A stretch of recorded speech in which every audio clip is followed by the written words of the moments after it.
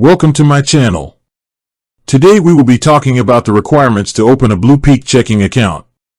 To open a checking account with BluPeak Credit Union, you must first be a member. Membership is available to those who live, work, or worship in certain California counties, are employed by the state of California or the University of California system, or are an immediate family member of a current BluPeak member. Once you are eligible for membership, you'll need a few things to open your account. You will need a valid, unexpired, government-issued photo ID, such as a state-issued driver's license, state ID, or military ID.